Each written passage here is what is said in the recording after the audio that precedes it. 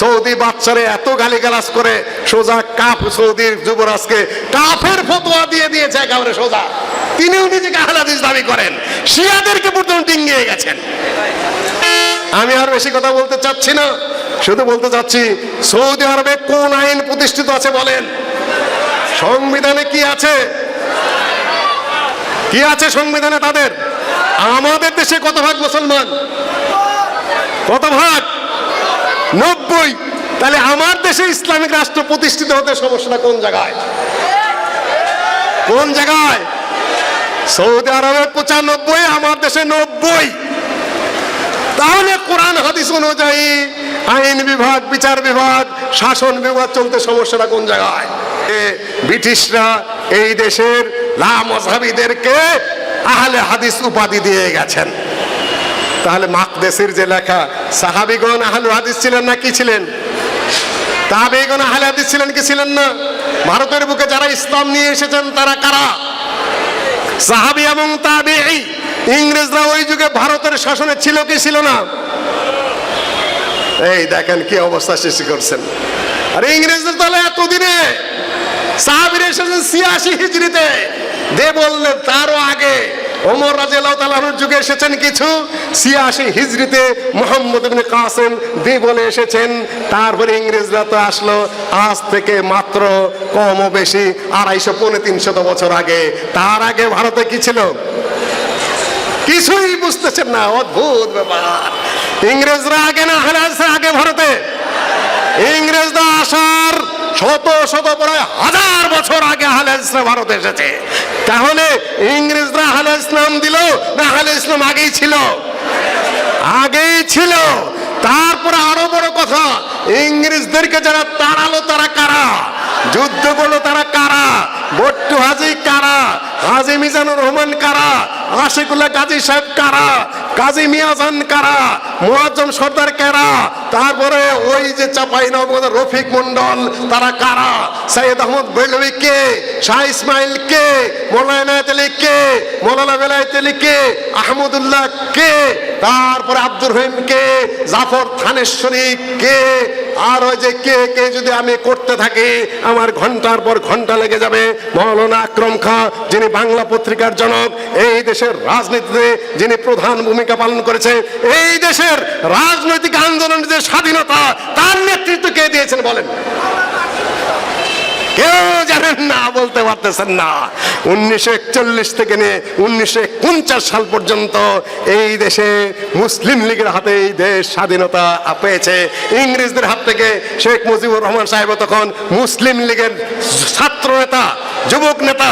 49 সালে 39 সালে তিনি সরোয়ারদের কাছে যে কলিকাতা থেকে মুসলিম লীগে যোগ দেন। মৌলানা আকরম খান নাম এখানে প্রায় 20-25 জায়গায় তিনি উল্লেখ করেছেন।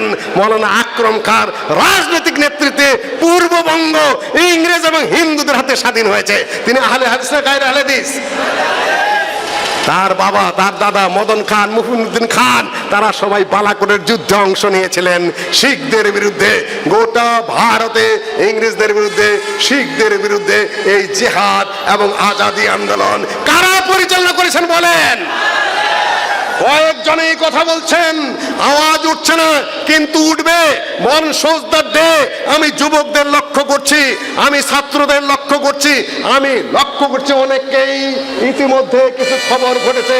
মাঝখানে বলে যায়, কিছু মনে করবেন না জমিয়ত আহলে হাদিসের ভাইয়েরা, জমিয়ত আহলে হাদিসের কাউন্সিল স্থগিত হয়েছে। আপনারা জানেন নির্বাচন হওয়ার কথা ছিল গত কয় তারিখে? 27 কি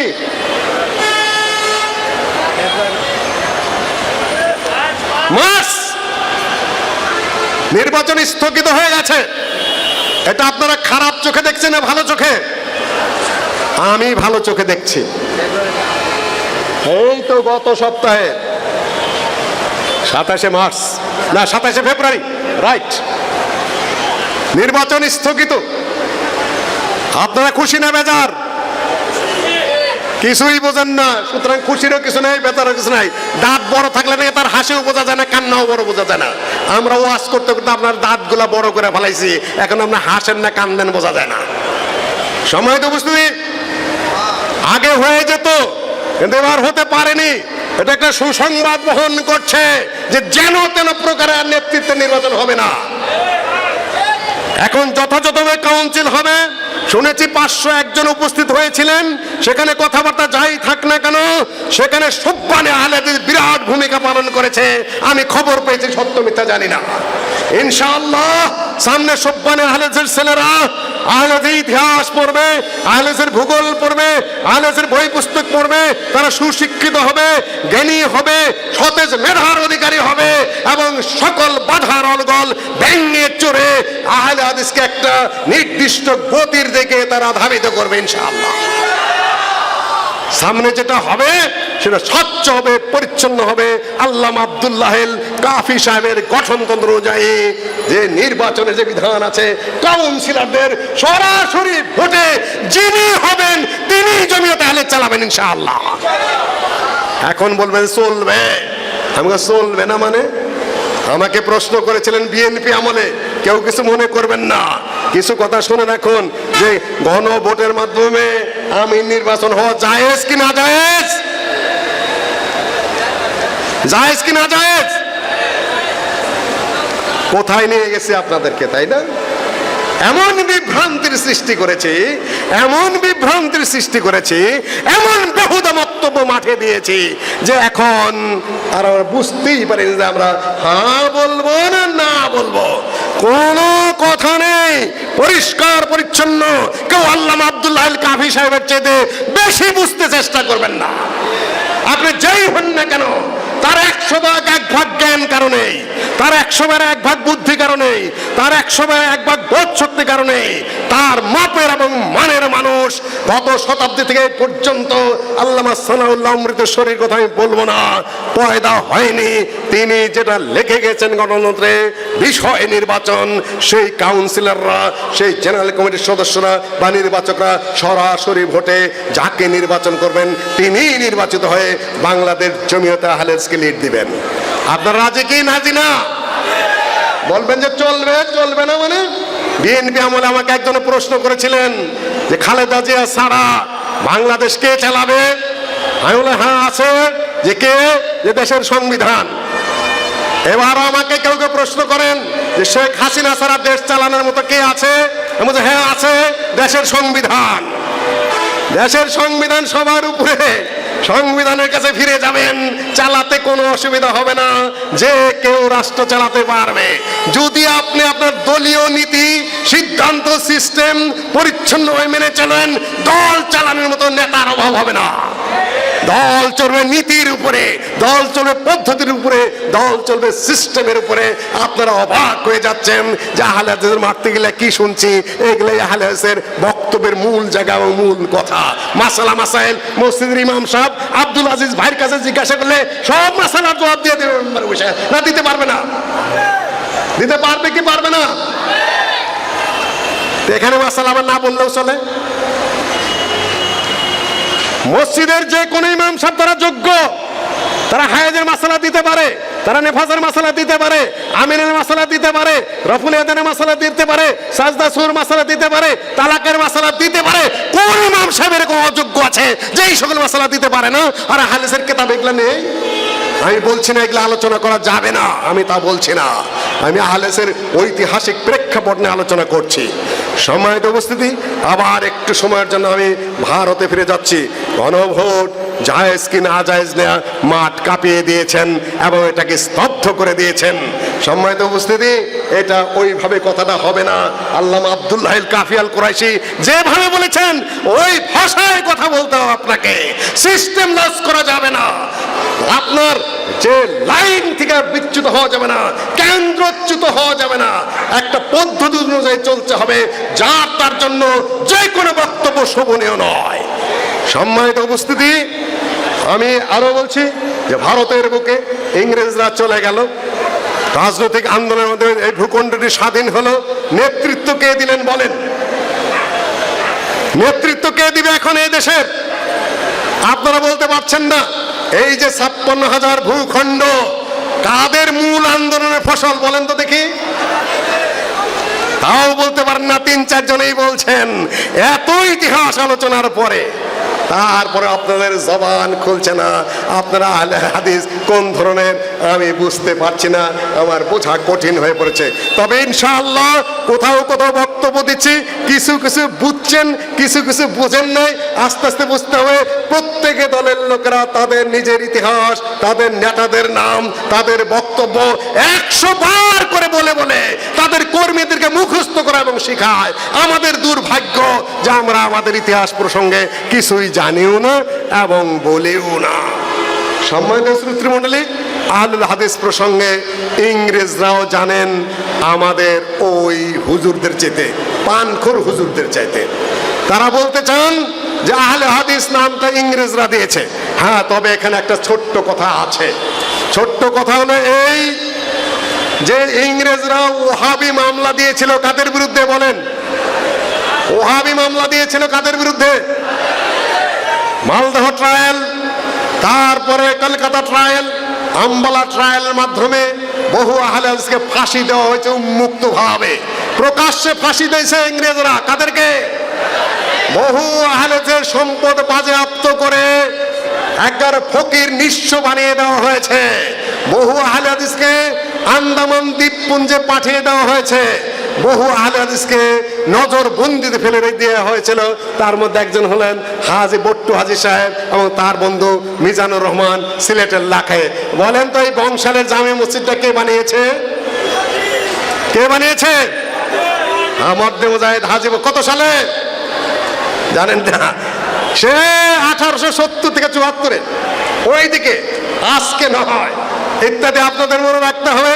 সেখান থেকে আহলে হাদিসের এখানে বিচরণ, এই দেশটাকে রাজনৈতিক আন্দোলনের মাধ্যমে এই 56,000 বর্গ মাইল তারা স্বাধীন যে করলেন, কোন কারণে স্বাধীন করেছিলেন এখন বলেন? 56,000 বর্গ মাইল ভারতের থেকে, ইংরেজদের হাত থেকে, হিন্দুদের হাত থেকে যে স্বাধীন করা হলো, উদ্দেশ্যটা কি ছিল বলেন? No constitutional plan would be workable in this country or acceptable to the Muslims unless it is designed on the following basic principles, which that geographically contiguous units are demarcated into regions in which Muslims are numerically in a majority. Sheikh সাহেব লিখেছেন এই সকল ইতিহাস, আমিও আপনাদের সামনে মুখস্থ শুনিয়ে দিলাম। ভারতের উত্তর পশ্চিমাঞ্চল এবং উত্তর পূর্বাঞ্চল যেখানে মুসলিম সংখ্যাগরিষ্ঠ, সেগুলো মুসলিম সংখ্যাগরিষ্ঠ হিসাবে স্বাধীনতা লাভ করবে এবং পরবর্তীতে সেখানে কি কায়েম হবে? মুসলমানদের জন্য কোন আইন কায়েম হবে? কোন আইন কায়েম হবে? তাও আওয়াজ ওঠে না আহলুল হাদিস। সম্মানিত উপস্থিতি, মুসলমানদের জন্য আলাদা ভূখণ্ডের প্রয়োজন কি ছিল? একটা প্রশ্ন করি আপনাদেরকে, কেউ কিছু মনে করবেন না, ওভারনাইট কিছুই হবে না, পুনর্জাগরণের প্রয়োজন হয়েছে। সৌদি আরবে কত পার্সেন্ট মুসলমান বলেন? সৌদি আরবে কত ভাগ মুসলমান?